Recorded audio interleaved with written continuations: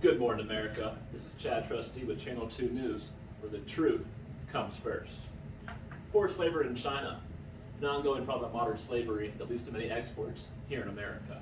Amazon, Apple, Nike, Gap, Samsung, Sony, Acer, HP, Philips Van Heusen, Esprit, North Face, Puma, BMW, Adidas. Just a few of the 83 corporations found responsible to profit off of forced labor in China through the use of slaves.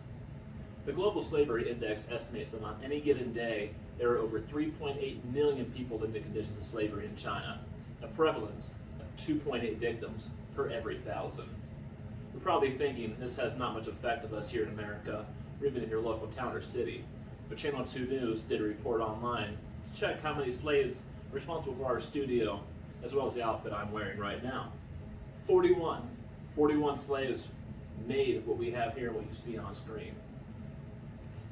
A household in America has about an average of 100 to 200 slaves that made the products in there.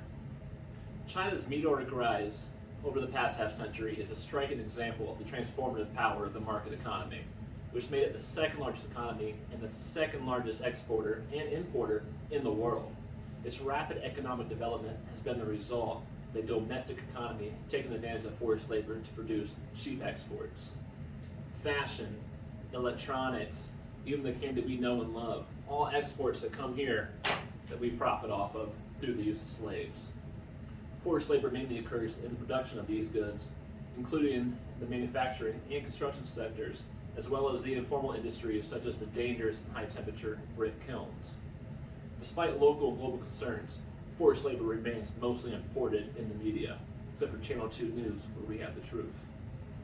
In 2016, cases of forced child labor were detected in the garment factory in Jiangsu province, where underage workers were forced to work and even beaten if they refused. They also would have their passports and mobile phones taken away and confiscated if they attempted to run away or post on social media.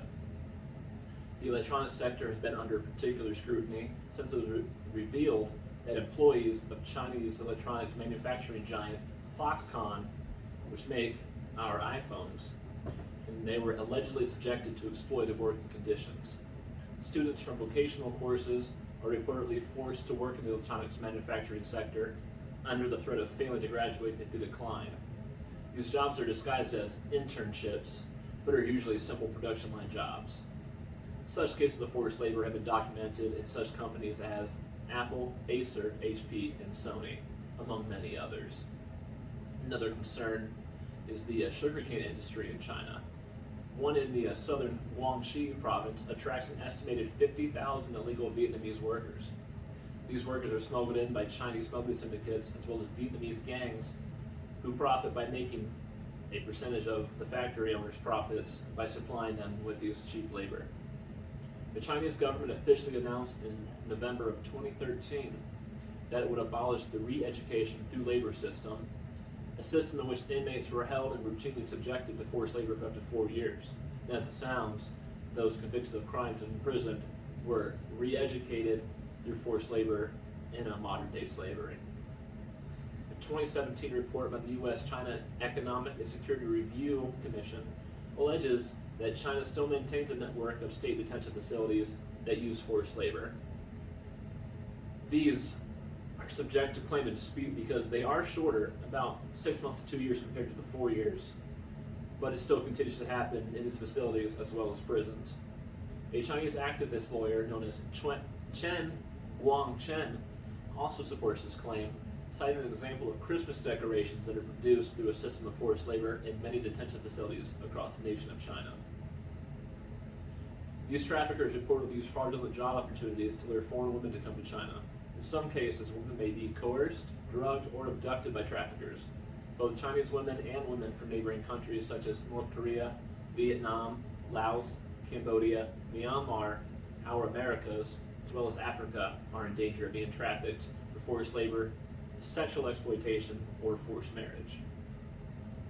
Within China, there are extreme disparities in income levels by region, especially between the rural and the urban communities. In comparison to the eastern region, which has the highest income per capita, the western region of China is much less developed. Poverty is the main driver of migration for rural Chinese, and their levels of education and income is generally lower relative to the urban population. Unable to find work in their hometowns, these individuals who migrate become part of China's floating population of migrant workers. They move from rural to urban areas in search of work. An official government estimate from 2015 places this number of migrant workers at 277.47 million, and the number of people employed in urban areas at 404.1 million. Accordingly, migrant workers account for about 67% of the population and the urban workforce. Another factor contributing to this vulnerability is a system known as hukou, or household registration system. This limits the citizens' access to public services to their official city of residence. Because of this, migrant workers are unable to receive the same social benefits as local urban residents. Despite reforms to this system to allow access for migrant workers who are constantly moving from job to job, country to country, city to city, they just don't have the same access when it comes to public health insurance, family planning services, or education for themselves or their children when compared to the city residents. Chinese internal migrant workers in urban areas are more likely to be employed in sectors where employment is informal or without contract. One such example is construction or the dangerous brick kilns.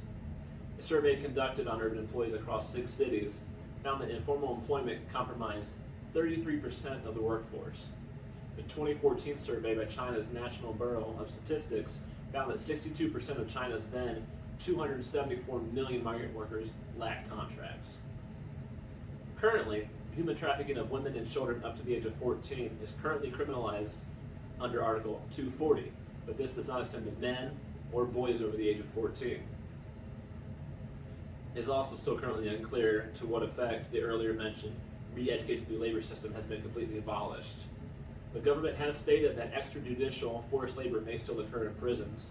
This is facilitated by complicit government officials and prison guards who force inmates, including some who have not undergone a trial and are thus not criminals. They are forced to work, and if they refuse, are subject to torture and even punishment. This is Channel 2 News, and we thank you for tuning in, America.